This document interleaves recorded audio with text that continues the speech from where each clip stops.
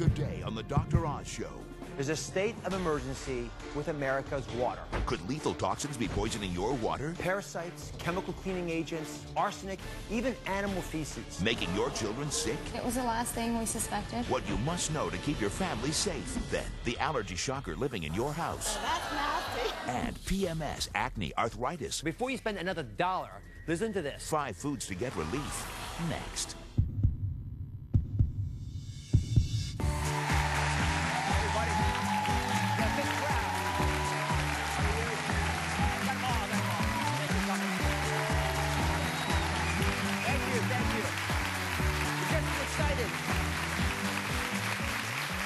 Today is a very important show.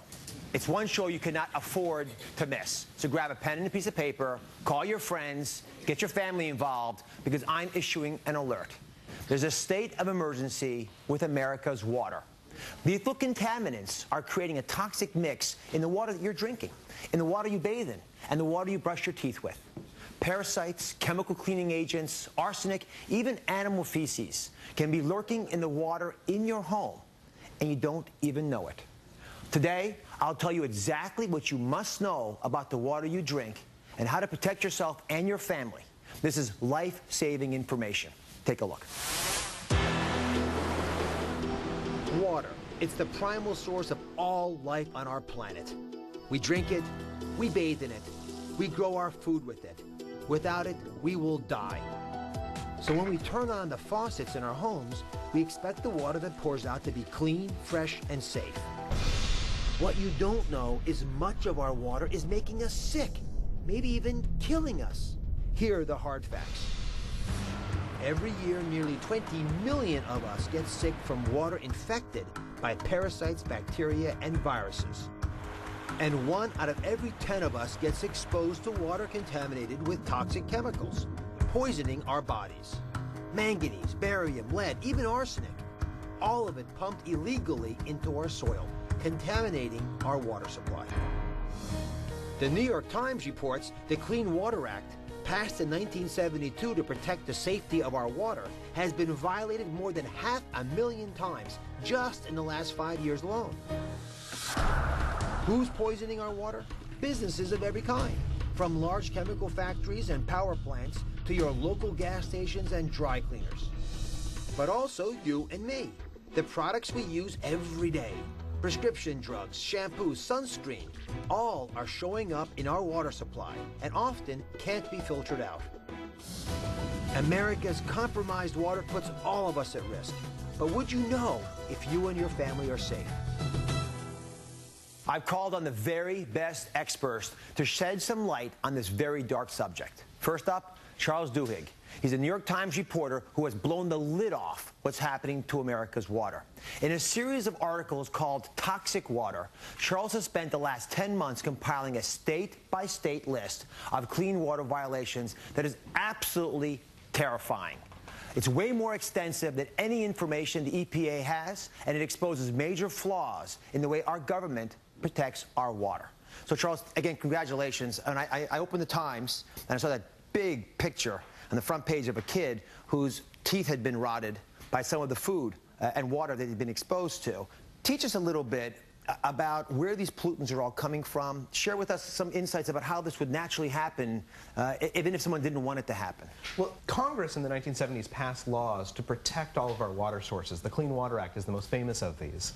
But laws are only as good as they are enforced. And what we discovered is that over the last couple of years, and basically since the early 2000s, these laws haven't been enforced. So companies that produce chemicals, companies like gas stations that have all these toxins and pollutants have been dumping them into waterways without anyone slapping them on the wrists. Unless you think it's not happening in your home, I love Charles to just explain to us how widespread this really is. Absolutely. We looked at data from every single state in the union. And by the way, here's the image of that. If you can take a look back here, you can see this country, and find your state, and you'll see the number of percentage of violation rates in your state. And there's no state with one exception that's 0, and that state we're just not sure about yet. Absolutely, you're exactly right. Be more specific if you can about who's to blame. Well, I think there's two there's two fingers that we can point. The first is the companies themselves that are dumping things that they know have health impacts into waterways. But the second finger, and the other people who are to blame, are the state regulators. Yeah, it's compelling when you understand it, you realize how far-reaching it really is. It impacts all of our lives. Well, in West Virginia, not far from the capital city, hundreds of people are suffering with painful illnesses, and some are even dying. They and many experts believe the diseases they're coming down with are a result of several toxic chemicals that were illegally dumped into their water by several coal mines in their area. I want you to meet Jennifer Hall Massey and her family. Take a look at what they believe their water is doing to their family's health. When we moved here, it was wonderful. All good kids. My neighbor to the back of me is a mountain. In front of me, we have a creek. But within 3 years, I had to start having crowns on my teeth, and it made absolutely no sense to my dentist. Then I get pregnant with Ryan. Ryan had reflux, an extreme case when he was an infant. Clay had eczema really bad all over his face, his legs, his arms.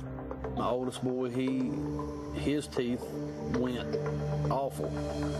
I think he had like 9 caps or 11, I don't remember now. Bad water got him, it just affected my teeth. I've had like 5 blood clots, and I'm 39 now, not 89.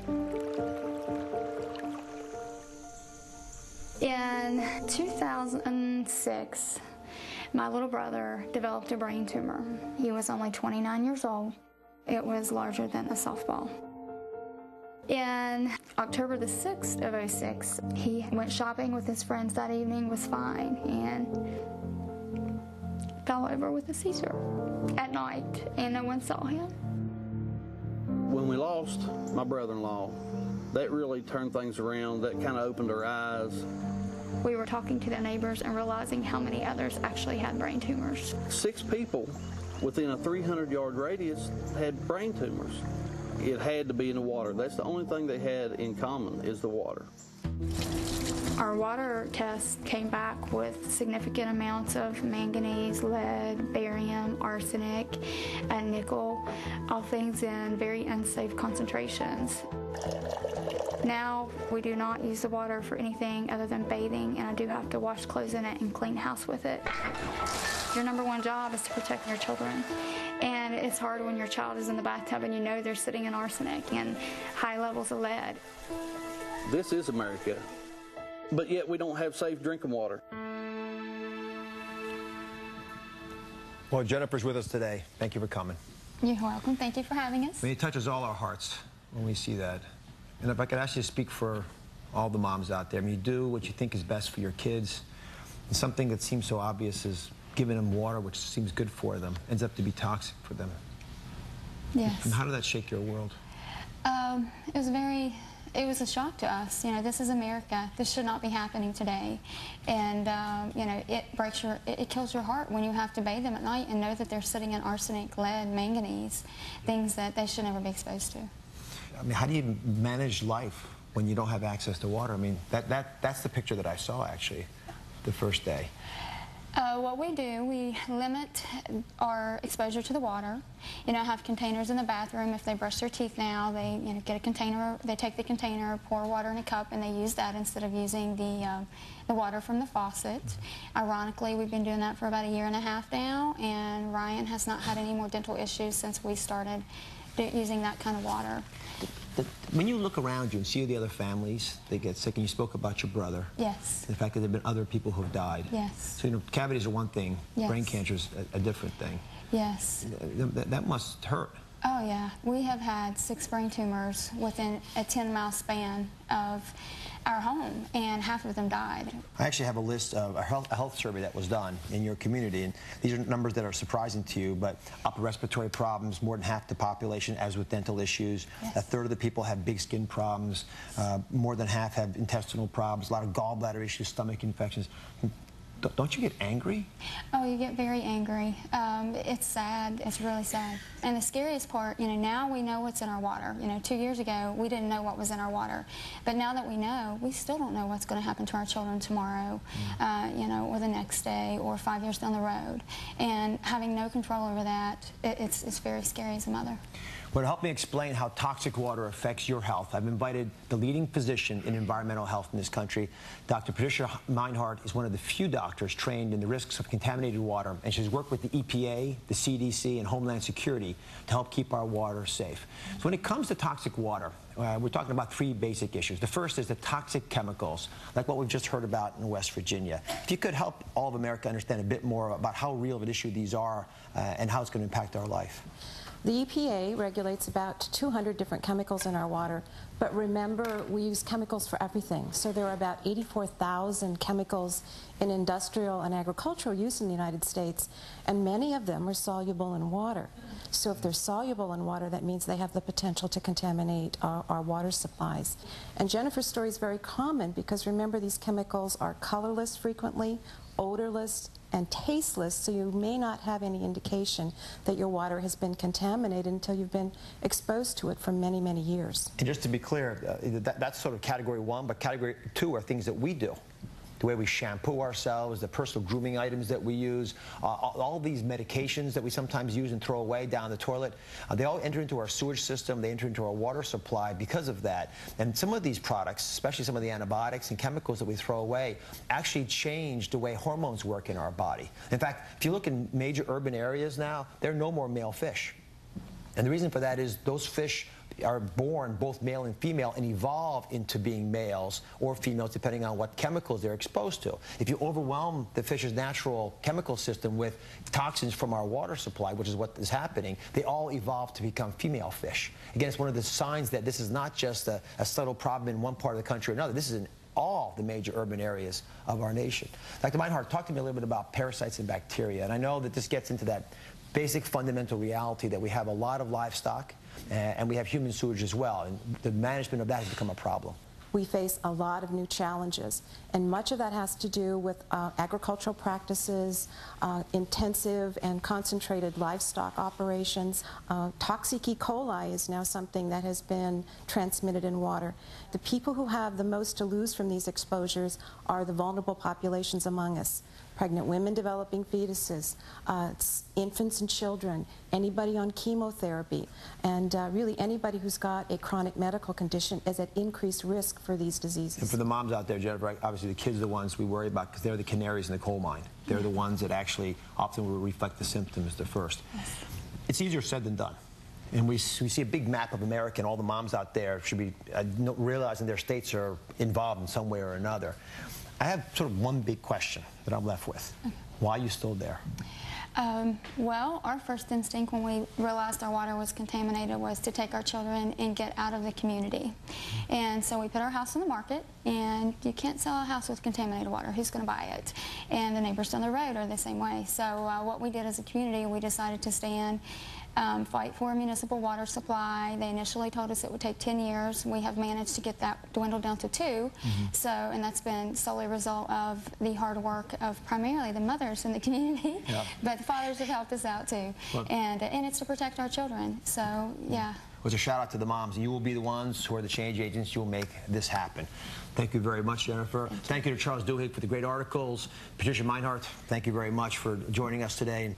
But I know that although we've given you a lot of information today and some of it's overwhelming, you're going to have things you can do in your own life. And so when we come back, I'm going to give you 3 very concrete ways for you to avoid the dangers of the toxic water that you're probably exposed to. Stay with us. When we come back, Once the water hits your pipes, it can still pick up contamination. 3 ways to protect your family. Dr. Oz puts the power in your hands. They're giving it to you. It's yours by law to have. The critical information you need to know about deadly toxins. This is perhaps the most important thing I'm going to say today. And later, I'm revealing 3 very common things you may be allergic to and not even know about. even more surprising, all 3 are in your house right now. And tomorrow, look younger in just 9 days. Anti-aging tricks to turn back the clock. There's something to this. Then 300 pounds and out of control. Not anymore. Now she's telling you her weight loss secrets.